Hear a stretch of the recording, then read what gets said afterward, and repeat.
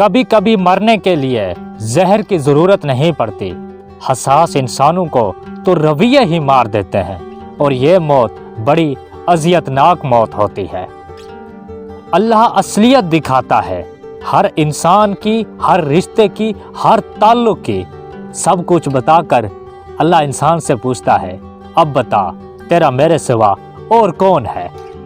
زندگی کو خوشگوار بنانے کے لیے چھوٹا سا اصول اپنائیں، روزانہ کچھ اچھا یاد رکھیں اور کچھ برا بھول جائیں۔ رزق کا ملنا تمہاری قابلیت نہیں بلکہ اللہ رب العزت کی تم پر عطا ہے۔ صبر ایک ایسی سواری ہے جو اپنے سوار کو کبھی گرنے نہیں دیتی، نہ کسی کی نظروں میں اور نہ کسی کے قدموں میں۔ مطمئن زندگی گزارنے کے لیے یہ لازم ہے کہ اللہ پاک نے جو آپ کو نعمتیں عطا کی ہیں ان نعمتوں پر شکر ادا کریں۔ اگر یہ نعمتیں بھی نہ ہوتی تو کیا کرتے؟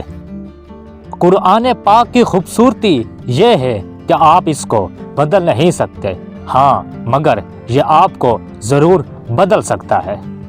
بہترین لوگ بہترین نیت رکھتے ہیں، جس کی وجہ سے اللہ تعالیٰ ان کے تمام کاموں کو سنوار دیتا ہے، اور جس کام کو اللہ سنوار دے اس کام کو کیسے کوئی بندہ بگاڑ سکتا ہے؟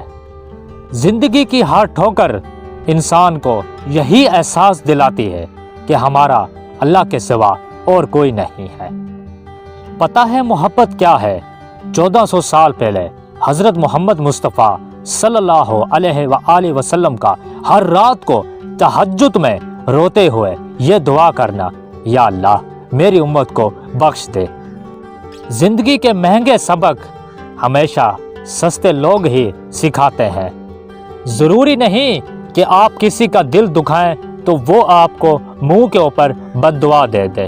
جب بھی وہ آپ کی وجہ سے اللہ کے سامنے روئے گا تو وہ آپ کو بہت مہنگا پڑے گا۔ معاف کر دینے سے انسان کی اپنی روح پاک ہو جاتی ہے۔